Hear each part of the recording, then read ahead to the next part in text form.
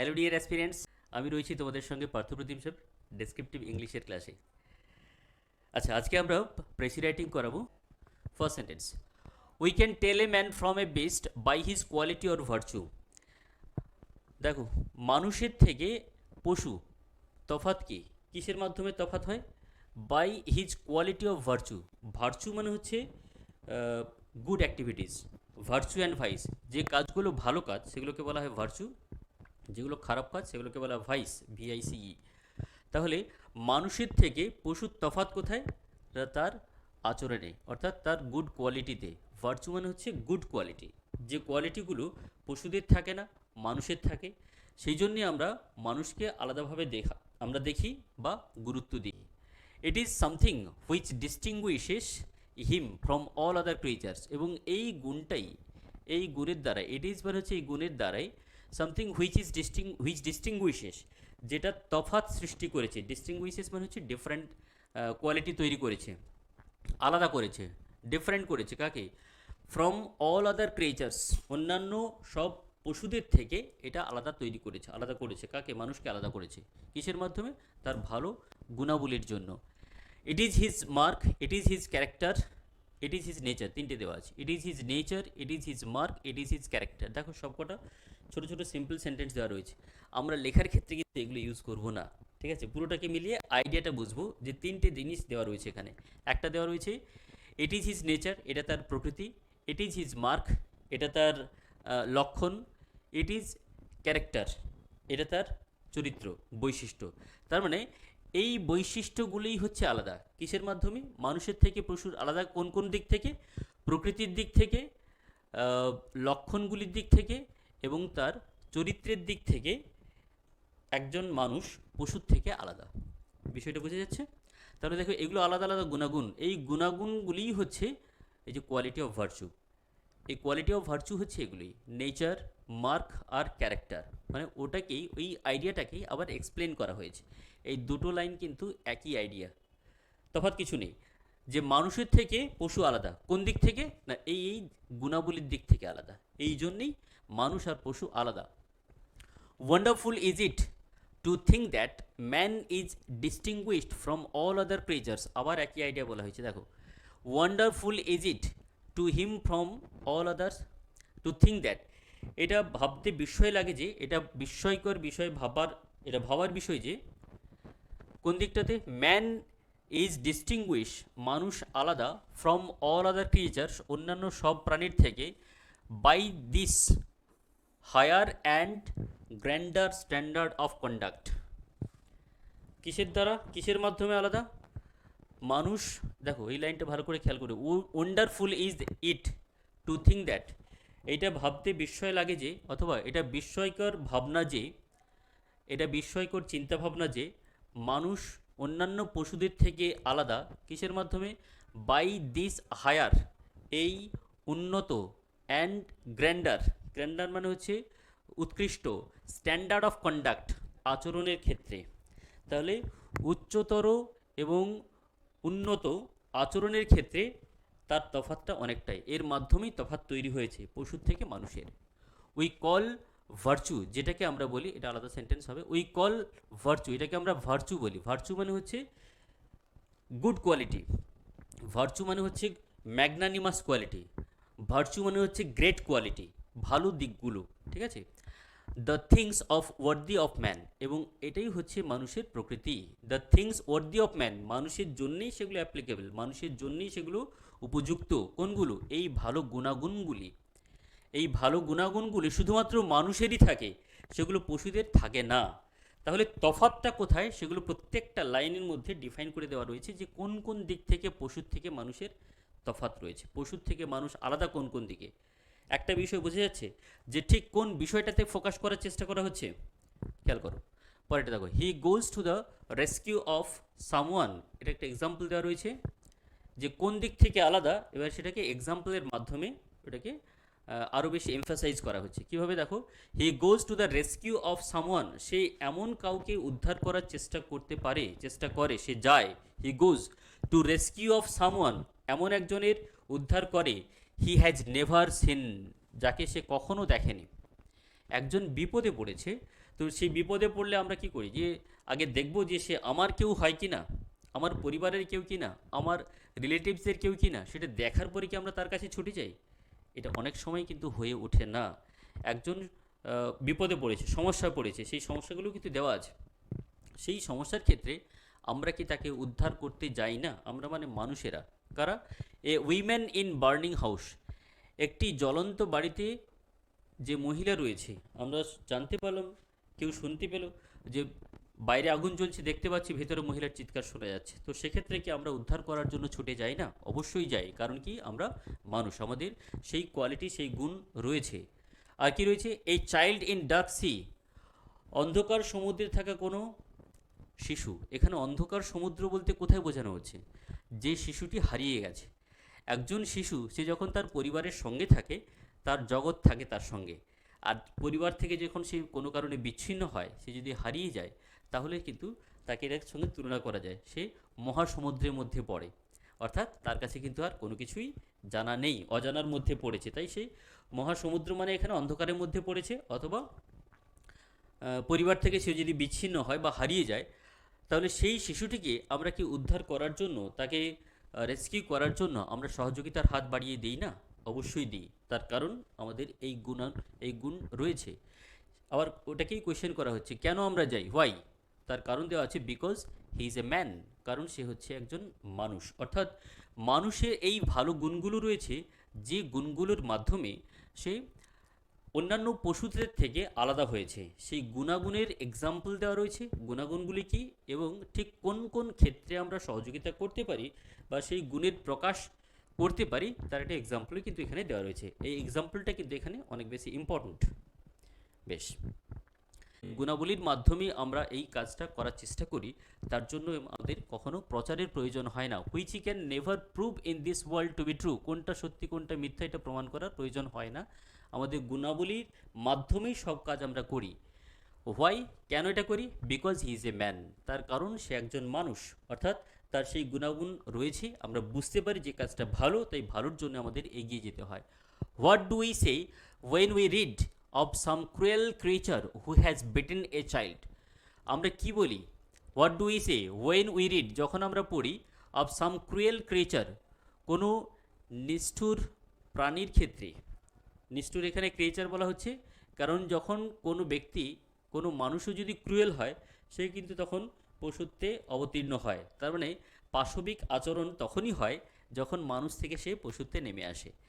তাই বলছে cruel creature who has beaten a child, যখন সে একজন শিশুকে প্রহার করে, মারে, অর স্ট্রাক এ উইমেন, অথবা কখনো যদি কোনো মহিলাকে সে আঘাত করে, তাহলে তাকে আমরা কি বলি? আমরা বলি we say he is no man, সে একজন মানুষ নয়। কি বলি? ও তো একটা পশু। তাই বলি না যে যখন কেউ একটা খারাপ কাজ করে, ও ও ওই মানুষটা এই কাজটা করেছে, ও মানুষ নয়, ও একজন পশু। তাই সেটাই বলছি, যখন কোনো একজন ব্যক্তি তার নৃশংসতার দিক থেকে যখন সে একজন শিশুকে প্রহার করে অথবা কোনো একজন মহিলাকে আঘাত করে, তাহলে তাকে আমরা কি বলি? আমরা বলি হি ইজ নো ম্যান, সে কোনো মানুষ নয়। What do we say of the traitor? Traitor মানে হচ্ছে যারা সঠতা করে, মানে ঠকায় যারা, ঠিক আছে? চিটার অ্যাকচুয়ালি হয় না, ট্রেইটার মানে হচ্ছে চিট। তো একজন সঠকারী মানুষ, যে কিনা ঠকায় কাকে? হু sales his country to the ফো মানে এনিমি, শত্রু, যে কিনা তার শত্রুর কাছে নিজের দেশকে বিক্রি করে, তাকে আমরা কি বলি? We say he is no man, তাকে তখন আমরা বলি সে কোনো মানুষ নয়, মানে সে অমানুষ অথবা সে পশু।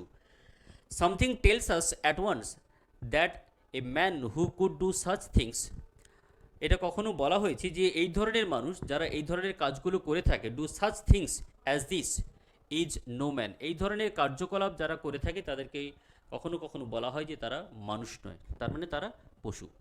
তার মানে কি, আমরা কিন্তু মানুষ হয়েও অনেক সময় পশুর মতো আচরণ করতে পারি বা করি, অনেক সময় দেখা যায়। তাই দুটো বিষয় এখানে তুলে ধরা হয়েছে, একটা হচ্ছে মানুষের সঙ্গে পশুর আচরণগতভাবে বা ব্যবহারগত দিক থেকে তাদের কি কি বৈশিষ্ট্য তফাৎ রয়েছে, সেই বিষয়টাকে তুলে ধরা হচ্ছে, এবং যে কারণেই মানুষকে এবং পশুকে আলাদাভাবে দেখা হয়। He has played the traitor to himself, সে শুধুমাত্র সেই দেশটাকে বিক্রি করে, শত্রুর কাছে বিক্রি করে সে নিজে একটা বড় কাজ করছে না, সে নিজের কাছেও কিন্তু নিজে ঠকছে। অর্থাৎ এই যে কাজটা করছে, সে যখন কারো নিজের দেশকে বিক্রি করছে, তার মানে সে নিজেকেও বিক্রি করছে। তার মানে সে নিজের সঙ্গে নিজে সে শঠতা করছে, ঠিক আছে, সে নিজের সঙ্গেই চিট করছে। টু হিমসেলফ, নিজের সঙ্গে করছে। He has denied the man in his soul, এবং সে তার মনের আত্মা, মনের মধ্যে, আমাদের শরীরের মধ্যে যে আত্মা রয়েছে, আমাদের যে মনুষ্যত্ব রয়েছে, সেই মনুষ্যত্বটাকে সে অস্বীকার করলো। অর্থাৎ সে তখন আর মনুষ্যত্বের পর্যায়ে নেই, সে তখন পশুত্বে পরিণত হয়েছে, পশুতে পরিণত হয়েছে। তাই পশুর সঙ্গে তার আর কোনো তফাৎ নেই। যে কাজটা পশু করতে পারে, একজন মানুষ হয়েও সে নিজেকে বিক্রি করেছে, নিজেকে ঠকিয়েছে। তাই তার তার মধ্যে আর মনুষ্যত্বের কোনো লেশমাত্র নেই, চিহ্নমাত্র তার মধ্যে আর নেই। তাহলে দেখো, আমরা যে বিষয়টা এখানে দেখলাম, এখানে কয়েকটা জিনিস একেবারে পরিষ্কার। প্রথমে দেখলাম, ফার্স্ট দেখো কী কী আইডিয়া আমরা এখান থেকে পেলাম। তোমরা, আবারও বলছি, আনসার দেখার আগে প্যাসেজটা পড়ে নিজেরা আনসার লেখার চেষ্টা করবে। তারপরে তোমরা মিলিয়ে দেখবে যে আনসারটা ঠিকঠাক হচ্ছে কিনা। নিজেরা না লিখলে কিন্তু হবে না। কী কী আইডিয়া পেলাম প্রথমেই বলে দেওয়া আছে। ফার্স্ট লেআউটে আমরা কী কী পেলাম, এখান থেকে যেটা পাচ্ছি সেটা হচ্ছে difference between man and beast, মানুষের সঙ্গে পশুর তফাৎ, এটা পরিষ্কারভাবে বলে দেওয়া আছে। এই তফাৎটা কোন দিক থেকে, এটা কিন্তু লেআউট যখন বানাবে সেন্টেন্স তৈরি করার দরকার নেই, জাস্ট পয়েন্টগুলোকে এখানে মেনশন করে রাখো কী কী পয়েন্ট হচ্ছে, ঠিক আছে। এরপরে দেখো, এই যে তফাৎটা তৈরি হয়েছে, তফাৎটা কিসের দিক থেকে, না গুড কোয়ালিটি, কোয়ালিটির দিক থেকে তফাৎ, এটাকে ভার্চু বলা হচ্ছে। ভার্চু, কী কী ভার্চু রয়েছে, কী কী রয়েছে, কী কী গুণাগুণ রয়েছে, না গ্রেট অথবা ম্যাগনানিমাস অথবা নোবেল কোয়ালিটি। দেখো এই গুণাগুণগুলি হচ্ছে এগুলো, গ্রেট কোয়ালিটি, একটু ভালো শব্দ চাইলে ম্যাগনানিমাস কোয়ালিটি অথবা Nobel quality, NOBLE, Nobel quality. এটার মাধ্যমেই তফাৎ তৈরি হয়েছে, কার সঙ্গে, পশুর থেকে মানুষের। তাহলে দুটো পয়েন্ট আমরা এখান থেকে পেলাম। আরেকটা পয়েন্ট কি রয়েছে, যে মানুষ তার মনুষ্যত্ব প্রকাশ করার জন্য, এখানে বেশ কয়েকটা এক্সাম্পল একই জিনিসই ঘুরে ফিরে দেওয়া রয়েছে। যদি কোনো মানুষ সে সত্যিকারের কোয়ালিটিটাকে যদি প্রকাশ করতে না পারে, বা সে যদি খারাপ কাজ করে, নিচু মানের কাজ করে, তখন তাকে আমরা কি বলি, তখনও তাকে আমরা পশু বলেই আখ্যায়িত করি, আখ্যা দিই তাকে। তো এখানে একটা বড় এক্সাম্পল, এই এক্সাম্পলটা কিন্তু এখানে একটা বড় পয়েন্ট, সেটা কি, এই যে হেল্পফুল, নাম্বার 3,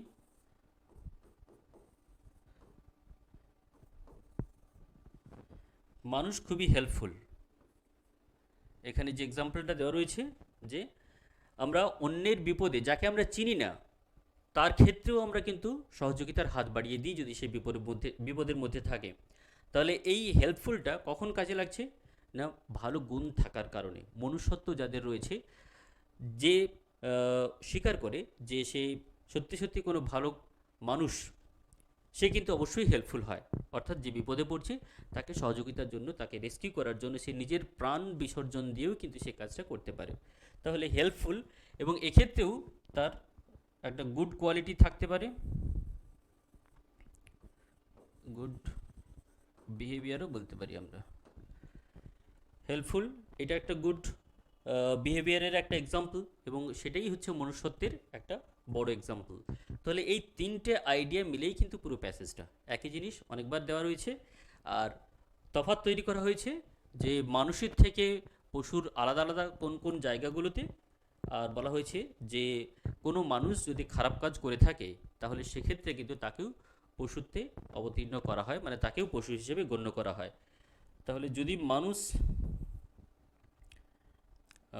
ট্রেইটার হয়,